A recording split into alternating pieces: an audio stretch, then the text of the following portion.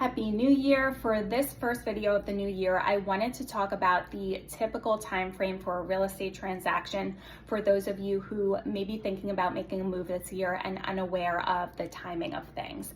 So for a typical transaction from the time that an offer is accepted to closing is about 45 to 60 days. And I say this is typical because just like anything else in real estate, everything is situational. So if you are looking to buy a home that's vacant, so either the seller moved out, maybe it's a flip, that's a seller that's going to be looking to close as soon as possible. So maybe even sooner than 45 days. Of course, the seller is going to be looking at all aspects of an offer, the price and other terms, not just the closing date, but just something to keep in mind. On the other end of the spectrum, if you have a seller that has a house that they're looking to move into, but it's not going to be ready for several months, or maybe they need time to find a new home, that might be a seller that's looking to close in 60 days or longer. So that's why 45 to 60 days is just the average, but it really is dependent on the seller's situation.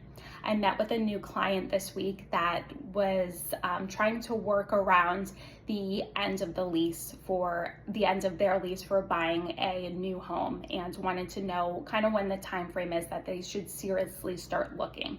The end of their lease is July 1st. And this is just assuming that they can't get out of the lease any sooner, and assuming that they wouldn't be comfortable making a double payment of rent or mortgage. For this situation, I told them that they should seriously start looking in March. So if they find a home in March, they can close in May. And if you close in May, your first mortgage payment wouldn't be until July 1st.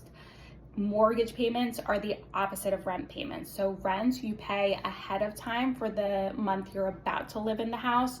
For mortgage, you're paying after the fact. So you're paying for the month that you just lived in the house. So for this situation, last rent payment would be June 1st, first mortgage payment would be July 1st.